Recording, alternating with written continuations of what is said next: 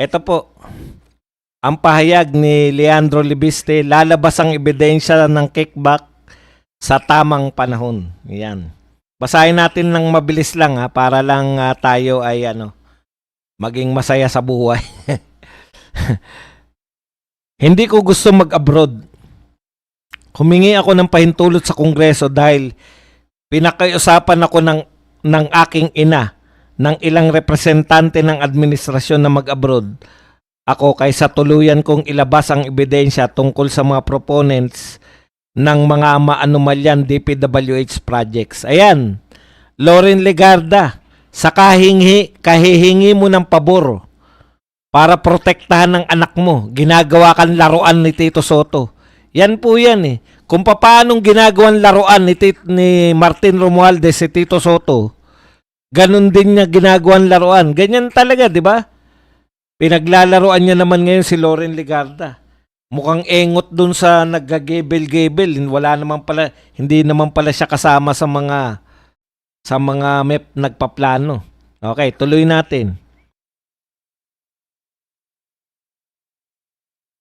Higit pa sa Cabral files, nasa akin ang ebidensya nagpapakita ng pagtanggap ng kickbacks. Pinayuhan akong hindi pa ngayon ang tamang panahon para ilabas ito. Gayunpaman, nakapaghanda na ako ng videos para kahit anumang mangyari sa akin, lalabas ang katotohanan. Kapag nailabas ang ebidensyang ito, mauunawaan nyo kung bakit nila ako inaatake. Alam mo, sa totoo lang, di ba? Kung Cabral files lang nga, di ba? Bakit ganun na lang atake nila kay Libiste? Kung Cabral files lang. Ngayon, malalaman daw natin ang bakit sila inaatake. Kapag nailabas ang ebidensyang ito, ayan, dahil sa takot sila na ilalabas ko. Gayunman, hindi tayo matitinag sa mga paratang na walang basehan. At lalabas din ang katotohanan sa tamang panahon. At kapag dumating ang panahong yun, sana maunawaan nyo kung bakit ako pinayuhan na hindi pa ngayon ang tamang oras upang ilabas ito.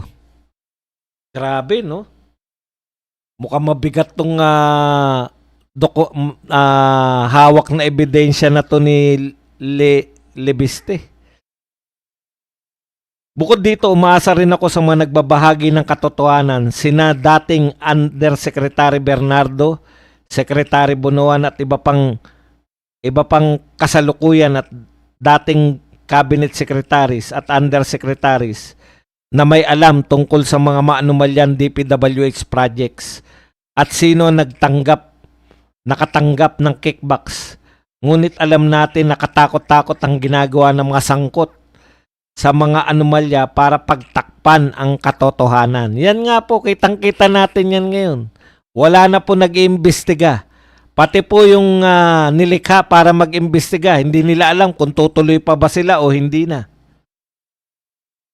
Sana wala ng testigong matatagpo ang patay, mahuhulog sa bangin, o mapatahimik. Ngunit kung may mangyari man, mabuti kung nakapag-iwan sila ng kanilang files, affidavit o recording sa mga mapagkakatiwalang tao para hindi mabaon ang katotohanan. Okay, ito pa ang kanyang Tapos na nakiusap ang mga representante na wag silang pangalanan. Kaya Yusek Claire, wag mong sabihin hindi ito totoo para hindi ko pangalanan ng kasamahan mo.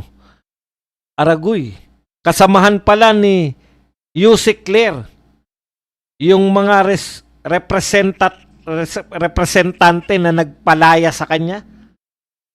Nung sinabi kong kung papatayin nyo ko, lalabas ang katotohanan, hindi ko ibig sabihin doon na lalabas lamang ito lalabas kahit buhay ako, lalabas pa rin ang katotohanan. Yan po ang matinding pahayag ni Leandro Libiste. Nag-iingat at the same time nagbabanta na anuman na mangyari sa kanya, lalabas niya ang katotohanan. Oh, Auntie Claire, may hamon sa iyo.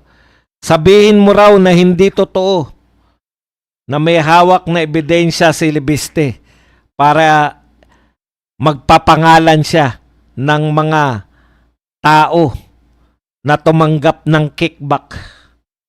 Sa bagay, matalino rin, no? Lumabas muna siya ng Pilipinas. Dito, mahirap siya makapagtago rito. Meron na siyang model niyan, si Saldico. Lumabas muna siya ng Pilipinas. Medyo mahihirapan na sila maghanap.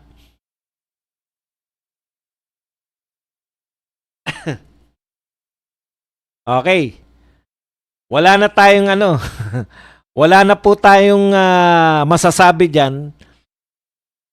Yung mga hula natin, ako yun pa rin yan. Sino pa ba naman yung paghinalaan natin diyan? Nilabas na nila Marcoleta yan, merong video ron, di ba? Ay merong anong tawag doon? Yung parang mga picture. Naroon si Martin, nasa tuktok, si Saldico, tapos ibang mga araw-araw, diagram. Meron dito question mark pa, nasa tuktok ni Martin. Sino yung question mark na nasa tuktok ni Martin?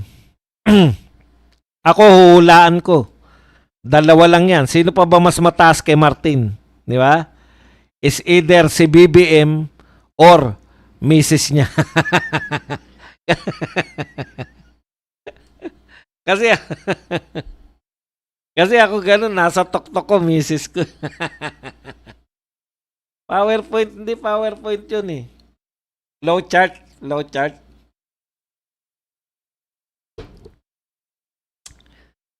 Sino ang nasa taas ni Martin? Hintayin po natin yan. Sana naman wag tumagal, no? Kasi baka makalimutan ka na namin. Alam mo naman kami, makakalimutin. Wag mo na patagalin yan, Leandro. Ilabas mo na.